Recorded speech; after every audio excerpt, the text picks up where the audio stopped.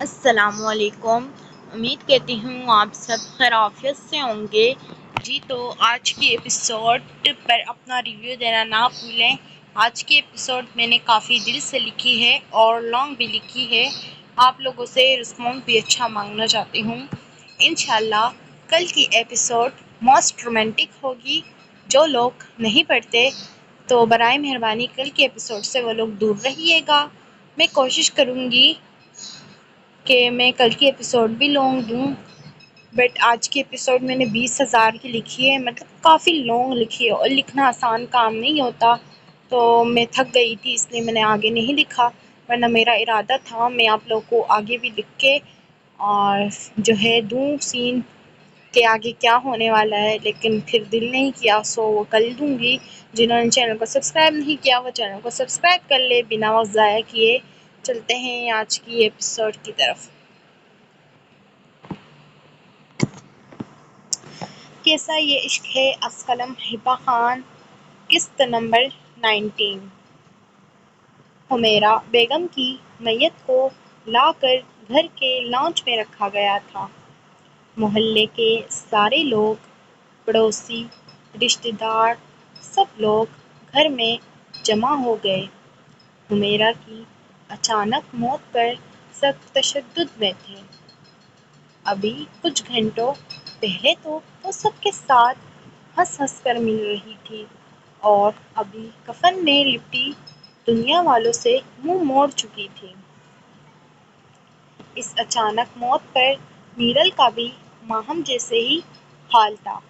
جب فہد نے اسے حمیرہ کی موت کی وجہ سے آگاہ کیا، رانیہ سہمی سب کے بیچ بیٹھی ہوئی تھی۔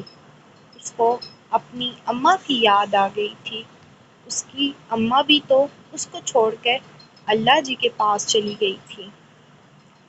ماہم پاگلوں کی طرح حمیرہ بیگم کی میت سے لپٹے دہاڑے مار مار کر خود کو پیٹتی رو رہی تھی۔ مام اٹھ جائیں، مجھے معاف کر دیں، اپنی ماہم کو معاف کر دیں، میں اپنی غلطیوں کا ازالہ کرنے کے لیے تیار ہوں، مجھے معاف کر دیں۔ لیکن جانے والے کب واپس آتے ہیں؟ ہما بھی اپنے نکلی آنسو بہاتی حمیرہ کی میت کے پاس بیٹھی تھی، لیکن دل میں خوف بیٹھ گیا تھا، فہد کا یا مان شاہ کا۔ اگر انہیں پتہ لگ جاتا ان سب کے پیچھے اس کا ہاتھ ہے تو وہ پہلے ہی دونوں سیدھے منہ اس سے بات تو دور کی بات اس کی شکل دیکھنا بھی گوارا نہیں کرتے تھے، اور ہما کو بھی افسوس ہوا تھا بہت حمیرہ کے مرنے کا۔ اس نے مر کر اس کا سارا پلان خراب کر دیا تھا، جبران شاہ کے ساتھ ماہم کا نکاح کر کے۔ وہاں تو یمان شاہ کو ہونا چاہیے تھا، پھر جبران کیسے موجود تھا وہاں؟ اور یمان شاہ کے دشمن کی موت، اپنی دوست کی موت، اس سب سچویشن کو دیکھتے اسے سچ میں اب خوف محسوس ہو رہا تھا، لیکن وہ جلد ایک نیا گیم کھیلنا چاہتی تھی، لیکن وہ یہ نہیں جانتی تھی برا کرنے والوں کا انجام ہمیشہ برا ہوتا ہے۔ خدا کی لاٹھی بے آواز ہوتی ہے، جب اسے پڑے گی وہ کہیں کی نہیں رہے گی۔ یہ دولت، شہرت، حسد انسان کے کسی کام نہیں آتا، کام صرف اور صرف اچھے اعمال آتے ہیں ہمارے۔ اگر ہم کسی کے لیے اچھا سوچتے ہیں وہ بھی ہمارے اچھے اعمال میں سے ایک ہوتا ہے۔ لیکن یہاں تو ہما بیگم شاید خدا کو بلائے بیٹھی تھی، خوف خدا ان کے دل سے اٹھ چکا تھا۔ وہ اس وقت دولت کے نشے میں دھت تھی، وہ اپنے اعمال سے ناواقف تھی۔ جس نے کبھی کسی کے لیے اچھا تک نہیں سوچا تھا، کیا اس کے ساتھ کبھی اچھا ہو سکتا تھا؟ مائیں تو اپنی اولاد کی خوشی کے لیے کچھ بھی کر جاتی ہے، لیکن وہ پہلی ماں تھی جو اپنے اولاد کے لیے بہت کچھ کر رہی تھی، لیکن فقط اسے تباہ کرنے کے لیے۔ جبران، یمان اور فہد باہر تھے مردان خانے میں۔ ہر کوئی حمیرہ بیگم کی موت پر افسوس کر رہا تھا۔ ان کی اچانک موت نے سب کو غمزدہ کر دیا تھا۔ وہ سچ میں ایک اچھی عورت تھی اور اچھے لوگوں کو جانے کے بعد بھی سب اچھے لفظوں میں یاد کرتے ہیں۔ آخر نماز جنازے کا وقت آ چکا تھا۔ جب فہد، جبران، یمان اور ان کے چند قریبی رشتہ دار لاؤنج میں داخل ہوئے حمیرہ کو اس کی منزل تک لے جانے کے لیے۔ نہیں، پاس مت آنا، میں اپنی مام کو کہیں نہیں جانے دوں گی۔ مام مجھے چھوڑ کر نہیں جا سکتی۔ ماہم سوجی آنکھوں کے ساتھ تینوں کو دیکھتے پاگلوں کی طرح کفن میں لپٹی اپنی مام کا چہرہ چوم رہی تھی۔ مام اٹھیں، مجھے معاف کر دیں۔ ماہم دیوانہ وار کبھی حمیرہ کے ہاتھ چومتی، کبھی چہرہ۔ لیکن وہ تو اسے سن نہیں سکتی تھی، وہ چلی گئی تھی۔ ہم انسان ہوتے ہی ایسے ہیں، غلطی کر کے اس پر پچھتانے والے، لیکن کچھ غلطیاں ایسی ہوتی ہیں جن کا کبھی ازالہ نہیں ہوتا۔ اب اگر ماہم معافی مانگ مانگ کر بے ہوش بھی ہو جاتی یا رو رو کر مر بھی جاتی، لیکن کیا اس کی موم واپس آ جاتی؟ نہیں، بالکل بھی نہیں۔ اور یہ ازالہ اسے پوری عمر کرنا تھا۔ وہ خود اپنے آپ کو تباہ کر گئی تھی۔ سب عورتیں ایک دوسرے کے کانوں میں کھسڑ پھسڑ کرنے لگیں کہ ماہم آخر کس بات کی معافی مانگ رہی تھی؟ اس سے کیا غلطی ہو گئی تھی؟ ضرور اس کی کسی حرکت کی وجہ سے اس کی ماں مر گئی تھی۔ کچھ عورتیں اٹھ کر ماہم کو پکڑے حمیرہ کی میت سے دور کر گئی۔ ماہم روتے ہوئے خود کو چھڑوانے کی کوشش کرنے لگی، لیکن یمان شاہ، فہد، جبران ان کے جنازے کو کندھا دیتے باہر جا چکے تھے۔ میرل ہچکیوں سمیت روتی ماہم کے پاس آئی تھی۔ جب میت کو باہر لے جایا گیا، عورتوں نے ماہم کو چھوڑا تھا جو زمین پر بیٹھی اس جگہ کو دیوانہ وار چوم رہی تھی جہاں کچھ سیکنڈ پہلے حمیرہ بیگم کا جنازہ رکھا گیا تھا۔ لیکن کوئی فائدہ نہیں تھا۔ جب اس کے پاس اتنی پیار کرنے والی ماں تھی جو دن رات بزنس کر کے اسے اچھا مستقبل دے رہی تھی، جو فقط ایک نامحرم کو پانے کے لیے اپنی مام کو کھو بیٹھی تھی۔ ماہم میرل اس کے کندھے پر ہاتھ رکھے اسے ہوش دلانے لگی۔ وہ بھیگی آنکھوں سے میرل کو دیکھتے اس کے گلے لگی تھی۔ ماہم سنبھالو خود کو، بڑی مام کا پانی گانا اللہ پاک نے یہیں تک لکھا تھا۔ ایک نہ ایک دن ہم سب کو جانا ہے۔ میرل ماہم کے سسکتے ہچکولے کھاتے وجود کو اپنی باہوں میں بھرتی روتے ہوئے بولی۔ ماہم میرل کے سینے میں چہرہ چھپائے سسکنے لگی۔ میں قاتل ہوں اپنی موم کی، میں قاتل ہوں ان کی موت کی۔ انہوں نے مجھے سمجھایا بھی تھا، ماہم میری عزت کی لاج رکھنا۔ میں ان کی قاتل ٹھہری۔ میں اس کے آگے ماہم کچھ کہتی، میرل اس کے منہ پر ہاتھ رکھے اسے چپ کرواتی خود میں بھیج گئی۔ آس پاس کی عورتیں کان لگا کر ماہم کو سن رہی تھیں جو خود کو اپنی موم کی گنہگار ٹھہرا رہی تھی۔ سب عورتیں شکی نگاہوں سے ماہم کو دیکھنے لگیں۔ ہما اس سب واقعے کو دیکھتے چہرے پر بیزاری لاتے کچھ عورتوں کے ساتھ بیٹھی پہلو پر پہلو بدل رہی تھی۔ میں مر جاؤں گی موم کے بغیر، میں مر جاؤں گی میرو۔ ماہم اپنا چہرہ نوچتے گھٹی گھٹی آواز میں سسکیاں بھرنے لگی۔ ماہم میری جان رو مت، آپی کی قسمت میں یہی لکھا تھا۔ ہما بیگم ماہم کے پاس آتی بولی، لوگوں میں طرح طرح کی باتیں ہونے لگی تھی، اس لیے وہ سب کے سامنے دکھاوا کرنے کی خاطر اس کے پاس آئی تھی تاکہ اس پر کوئی الزام نہ لگ جائے۔ ماہم اپنی سوجی آنکھیں لیے ہما کو دیکھتے بامشکل اپنے لرزتے پاؤں پر کھڑی ہوئی تھی۔ اگلے ہی پل ماہم سن ہو کر لہراتی فرش پر گری تھی۔ اس کی حالت کو مدنظر رکھتے میرل اور ہما اسے گھسیٹتے روم میں لے گئی تھی۔ عورتیں بھی افسوس کرتی اپنے اپنے گھر جا چکی تھیں۔ کچھ دیر شادی والا گھر بالکل ویران سا ہو گیا تھا۔ اس وقت رات کے 1 بج رہا تھا۔ ماہم بے ہوش بیڈ پر اوندھے منہ پڑی تھی۔ وہ بے ہوشی میں بھی بری طرح سسک سسک کر حمیرہ بیگم کو پکار رہی تھی۔ میرل اور رانیہ اس کے پاس ہی لیٹی ہوئی تھی۔ یمان، فہد، جبران وہ تینوں مردان خانے میں تھے۔ ہما اپنے کمرے میں تھی۔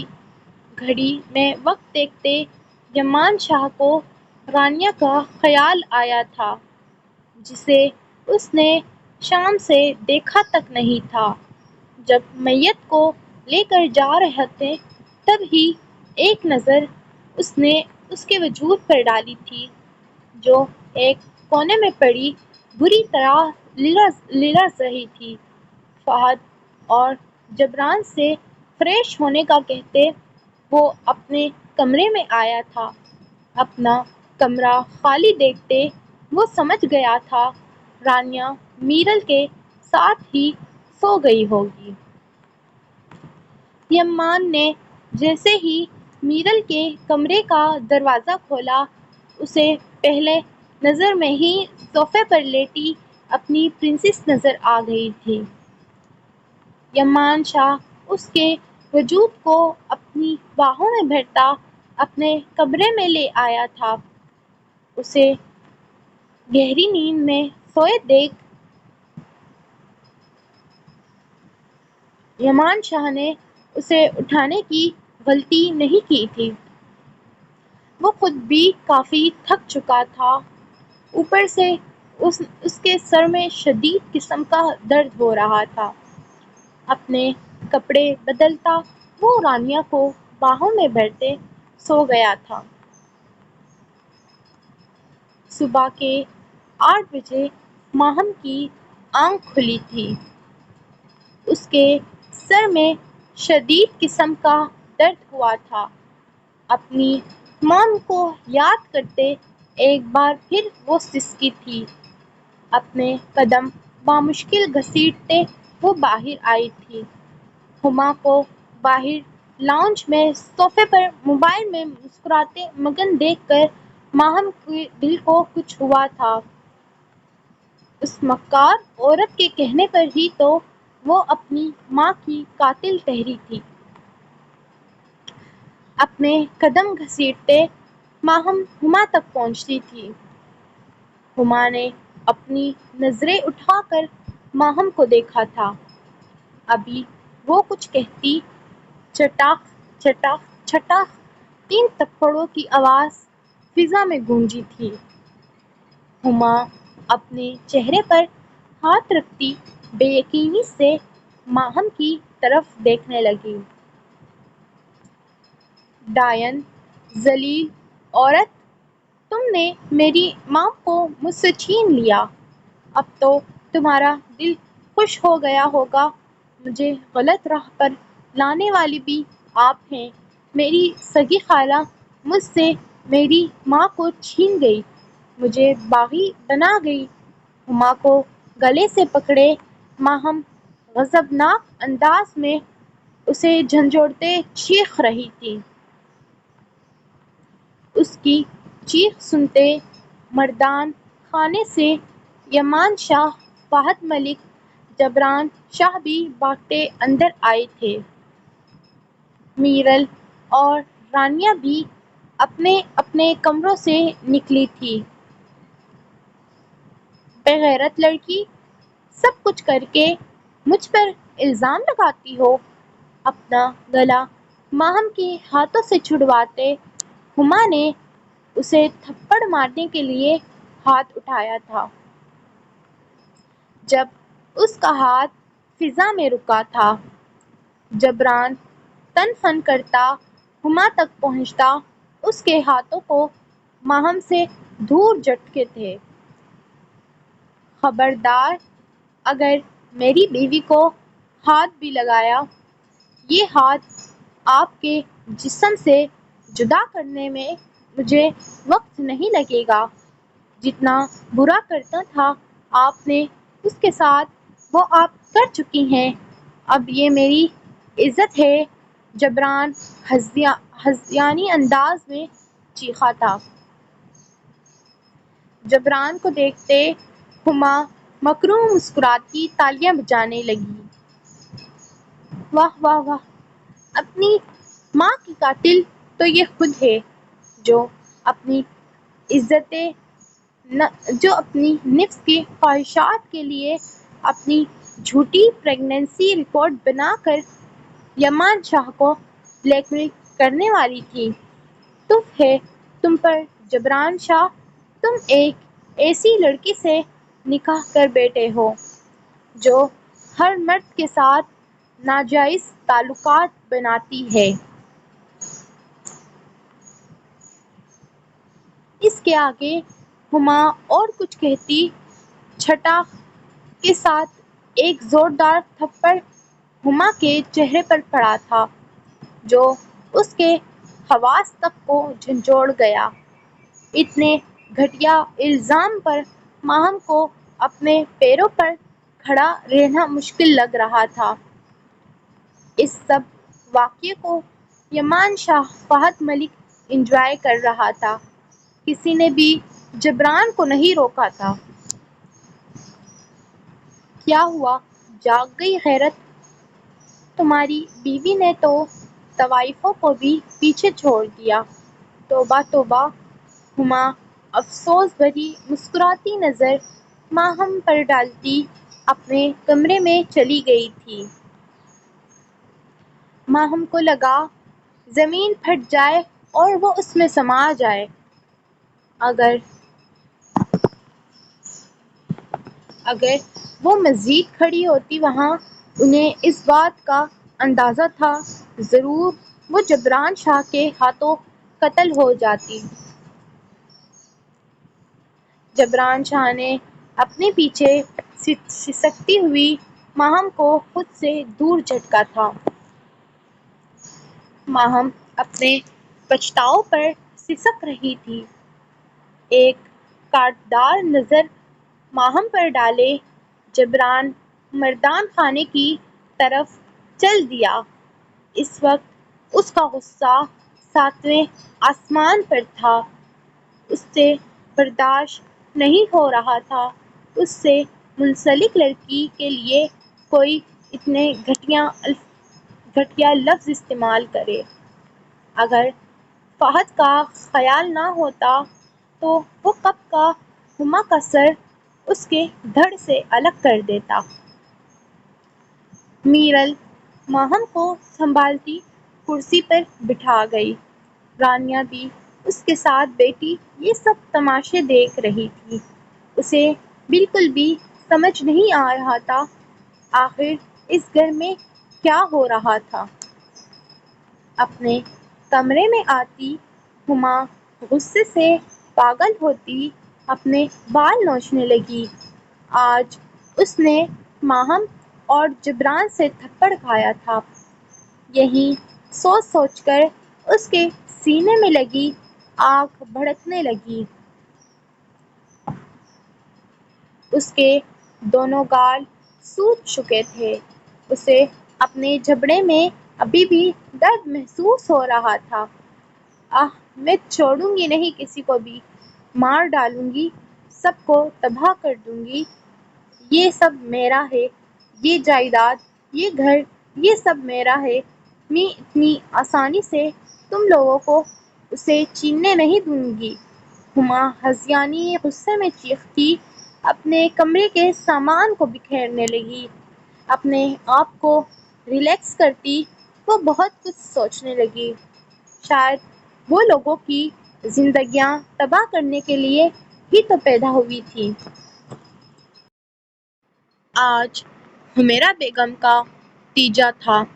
سب کچھ یمان شاہ اور فہد نے ہی سنبھالا تھا۔ آج بھی کافی لوگ آئے تھے، آس پڑوس کے لوگ قرآن پاک پڑھنے۔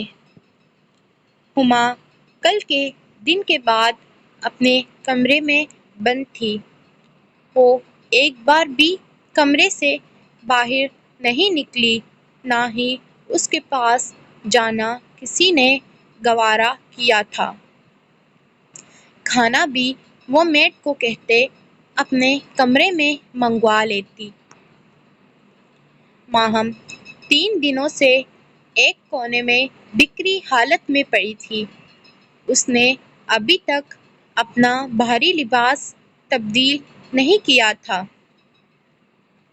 وہ اپنے حواسوں سے بیگانی ایک کونے میں بیٹھی بالکل کوئی پاگل لگ رہی تھی۔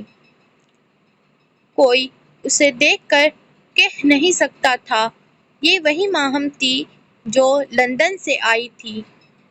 سب لوگ اسے دیکھ کر افسوس بھری باتیں کر رہے تھے۔ اس کا سارا منہ چہرہ سوج چکا تھا۔ وہ 3 دن سے ایک ہی پوزیشن میں بیٹھی ہوئی نہ کچھ کھا رہی تھی نہ کچھ پی رہی تھی۔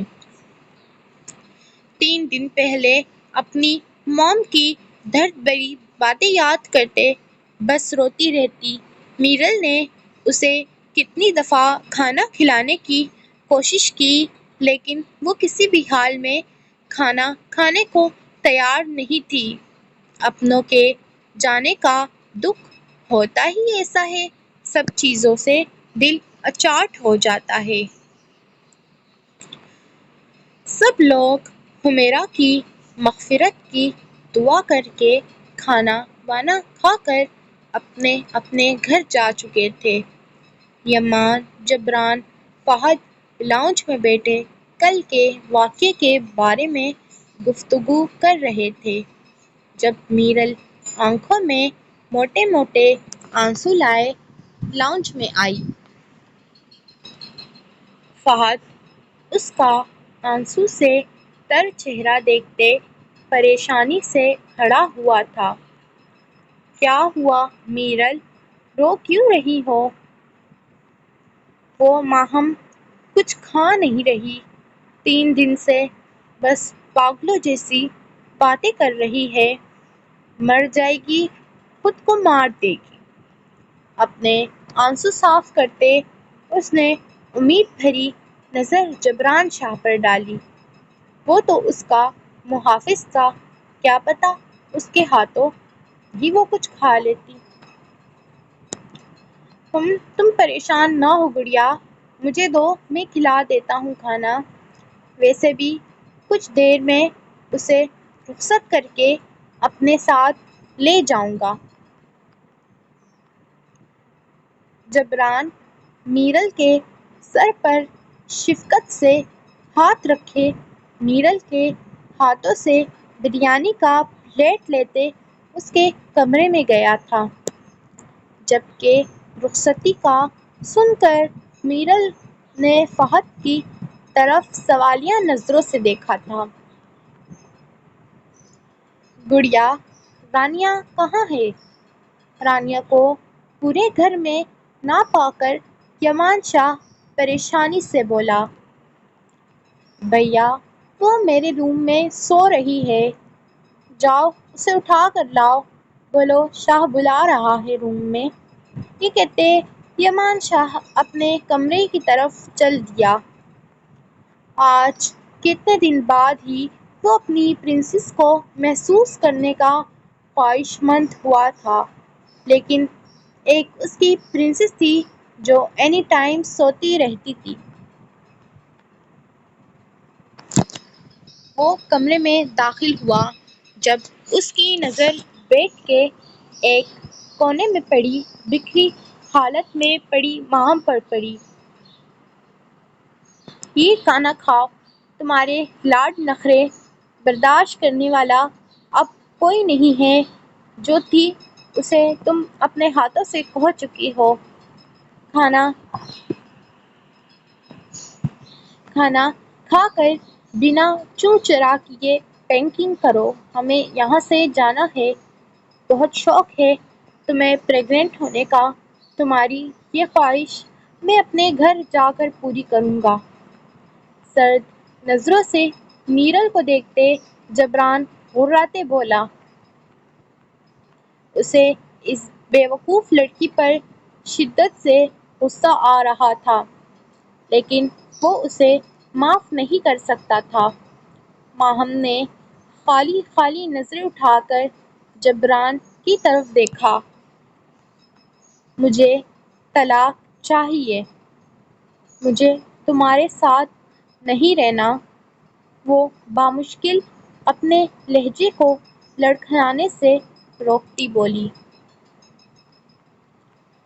ماہم کو جبران سے نظریں ملانا بھی مشکل لگ رہا تھا۔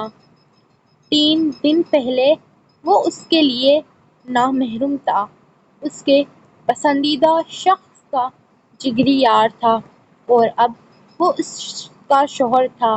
اسے اپنے شوہر کی حیثیت سے اپنے سامنے کھڑا دیکھ کر اس کے ریڑھ کی ہڈی میں سنسناہٹ سی دوڑی تھی۔ اٹھو تم یہاں سے، تم اس لائق ہی نہیں تم سے ہمدردی کی جا سکے۔ بے دردی سے جبران شاہ اسے بازو سے پکڑے بیڈ سے اٹھا گیا۔ اس اچانک اقتدار پر وہ کچی ڈال کی طرح جبران شاہ کے سینے میں آ سمائی تھی۔ مجھے طلاق چاہیے، مجھے نہیں رہنا آپ کے ساتھ۔ اس کے آگے وہ مزید کچھ کہتی، چٹاخ کے ساتھ ایک زوردار تھپڑ ماہم کے سوجے منہ پر پڑا تھا۔ بے غیرت لڑکی، تمہیں لگتا ہے میں تمہیں طلاق دوں گا؟ جب تک میں تمہارے ہونٹ پر اپنی وحشت کی چھاپ نہ چھوڑ کر تمہیں پریگننٹ کرنے کی خواہش پوری نہ کی، مجھے جبران شاہ مت کہنا۔ وہ اس کے آنسو سے بھرے چہرے کو خاطر میں نہ لاتے بے رحمی سے اس کے لبوں پر جھکا تھا۔ اس کے بے رحم لمس پر ماہم کی آنکھیں خطرناک حد تک پھیلی تھیں۔ اپنے لبوں میں خون کا ذائقہ محسوس کرتے جبران نے اس کے لبوں کو آزادی بخشی تھی۔ ماہم اپنی بھیکری سانسوں کو سنبھالتی پھیلی آنکھوں سے جبران شاہ کو دیکھنے لگی۔ اسے اس سے اس قدر محرومی کی امید بالکل بھی نہ تھی۔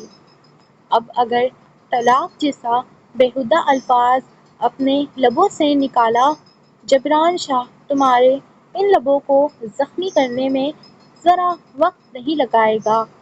تم میری ملکیت ہو جبران شاہ کی، تمہیں میں چھوڑوں گا یہ اب تمہاری بھول ہے۔ وہ اس کا جبڑا دبوچے اس کی آنکھوں میں آنکھیں ڈالے چیخا تھا۔ ماہم بغیر دوپٹے کے اس کے سامنے بھوک اور پیاس سے نڈھال ہو رہی تھی۔ اور آئندہ نگاہیں جھکا کر مجھ سے بات کرنا، ورنہ یہ زبان کھینچ لوں گا۔ اگر کبھی یمان شاہ کو اپنے تصور میں لائی، تمہاری یہ سانسیں چھین لوں گا۔ کسی نامحرم کو اپنے دماغ میں لانے سے پہلے جبران شاہ کو یاد کرنا۔ میں تمہاری موم نہیں ہوں جو تم سے نرمی سے پیش آؤں گا۔ میں جبران شاہ ہوں جو لوگوں کو اس کی اوقات میں رکھنا جانتا ہے۔ تمہیں سیدھا نہ کیا تو میرا نام بھی جبران شاہ نہیں۔ اس کے بے رحم تڑپ پر اس کی بے رحمی پر ماہم سسکتی اس کے مضبوط ہاتھوں پر اپنے ہاتھ رکھے۔ جبران صحیح ہی تو کہہ رہا تھا کہ سب تو اس نے خود اپنے ہاتھوں سے کیا تھا۔ 5 منٹ بعد آؤں گا، روم میں اپنی پیکنگ کر لو۔ جبران نفرت سے اسے دیکھتا پیچھے دھکیلا تھا۔ ماہم آہ کرتی پیچھے جا کر بیڈ کے کونے سے لگی۔ اس کے ماتھے میں درد کی ٹھیسیں اٹھی تھیں۔ اپنے ماتھے پر ہاتھ رکھا تو خون کے قطرے دیکھتے درد سے اپنی آنکھیں میج گئی۔ اگر اس کی موم ہوتی وہ اسے کبھی اتنی تکلیف میں نہ دیکھ پاتی۔ تم جیسی لڑکی پر میں تھوکنا بھی پسند نہ کروں جسے اپنی عزت تک کا خیال نہ ہو۔ تمہاری موم نے تمہیں میرے متھے باندھ دیا۔ شکر کرو میں نے نکاح کے لیے حامی بھر لی، ورنہ میں تم جیسی بغاوت کرنے والی لڑکی کو اپنی زندگی میں شامل تک نہ کروں جو کسی کی بھی باتوں میں آ کر اپنی زندگی تباہ کر دے۔ مجھے نفرت ہو رہی ہے تمہیں دیکھ دیکھ کر۔ اس سے پہلے میں کچھ غلط کر جاؤں، شرافت کے ساتھ اپنی پیکنگ کر لو۔ وہ اس کے ماتھے پر خون کے قطرے دیکھتے بے حس بن کر نظر انداز کرتا باہر چلا گیا۔ ماہم خوف سے لرزتے ہاتھوں سے پیکنگ کرنے لگی۔ ابھی یہی زندگی تو تھی اس کی، اب یہ سب اسے سہنا تھا۔ تقریباً 5 منٹ بعد جبران دوبارہ کمرے میں آیا تھا۔ جب ماہم اپنی پیکنگ کر چکی تھی، جبران شاہ اس پر ایک غصے بھری نگاہ ڈال کر اسے بیگ کھینچتا پورچ کی طرف چلا گیا۔ جب ماہم بھی اپنے قدم گھسیٹتے اس کے پیچھے جانے لگی۔ ابھی وہ گھر کی دہلیز پار کرتی جب اس نے پیچھے مڑ کر ایک بار اس جگہ کو دیکھا جہاں اس کی موم کا جنازہ پڑا تھا۔ اپنے قدم گھسیٹتے وہ اس جگہ کو بے تحاشا چومنے لگی تھی۔ میرل اور رانیہ بھی اپنے اپنے کمروں سے باہر آ چکی تھیں۔ ماہم میرل کے گلے لگ کر بے تحاشا روئی تھی۔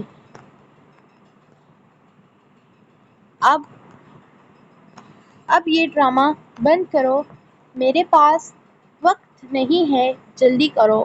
ماہم کے سسکتے وجود کو دیکھتے جبران بیزاری سے بولا۔ ماہم میرل سے الگ ہوتی جبران کے پیچھے جانے لگی۔ یمان شاہ فہد نے تو اسے دیکھنا تک گوارا نہیں کیا تھا۔ جبران بھی دونوں سے ملتا گاڑی اپنی منزل کی طرف روانہ کر گیا۔ یمان شاہ اپنے کمرے میں بیٹھا رانیہ کا انتظار ہی کر رہا تھا کہ اسے رانیہ دروازے سے اندر داخل ہوتی دکھائی دی۔ شاہ، میرے کو میرل آپی کہہ رہی تھی کہ آپ نے مجھے بلایا ہے، رانیہ معصومیت سے کہتے جا کر اس کے پاس بیڈ پر بیٹھ گئی تھی۔ جی پرنسس، آپ کو اتنے دنوں سے دیکھا نہیں تھا اور نہ ہی آپ کے لمس کو محسوس کیا تھا، اس لیے آپ کا شاہ آپ کو مس کر رہا تھا۔ یمان شاہ اسے اپنی باہوں میں پڑتے ہوئے زور سے اپنے سینے میں بھینچ کر اس کے سینے کی نازکی بھرپور طریقے سے خود پر محسوس کی تھی۔ یمان شاہ جو اس کو خود کے گلے لگائے سکون محسوس کر رہا تھا، لیکن اس نے محسوس کیا تھا کہ آج رانیہ اس کے گرد اپنے چھوٹے چھوٹے ہاتھوں کا حصار نہیں باندھا تھا۔ وہ پریشان ہوتا، اس کو اپنے گلے سے ہٹاتا، اس کا چہرہ اپنے دونوں ہاتھوں میں بھرا۔ میری جان، کیا ہو گیا ہے؟ کسی نے کچھ کہا ہے کیا؟ میری پرنسس کو؟ یمان شاہ نے اپنے انگوٹھے سے اس کے گال کو سہلاتے ہوئے کہا تھا۔ شاہ، وہ بڑی امی اللہ کے پاس چلی گئی نا؟ ویسے تو میری اماں بھی گئی تھی اللہ کے پاس، مجھے اپنی اماں کی یاد آ رہی ہے۔ رانیہ نے ہچکیوں سے روتے ہوئے یمان شاہ کے سینے میں اپنا چہرہ چھپاتے پھوٹ پھوٹ کر رونا شروع کر گئی تھی۔ یمان شاہ اپنے سینے میں اس کے لرزتے ہوئے بدن کو دیکھ رہا تھا، جو رونے کی وجہ سے اس کا بدن خلوص ہچکیاں بھر رہا تھا۔ میری جان، کیا ہو گیا ہے؟ ایک نہ ایک دن تو سب کو اللہ تعالیٰ کے پاس جانا ہے نا، تو اب رو کر اپنی اماں کو تکلیف کیوں پہنچانا چاہتی ہو؟ نماز پڑھو ان کے پیچھے، تاکہ اللہ تعالیٰ ان کو جنت میں داخل کر دے، اور رو کر انہیں تکلیف مت پہنچاؤ، ٹھیک ہے؟ یمان شاہ نے پیار سے اس کا چہرہ اپنے سینے سے نکالتے ہوئے اس کے آنسو اپنے لبوں سے چومتے ہوئے کہا تھا۔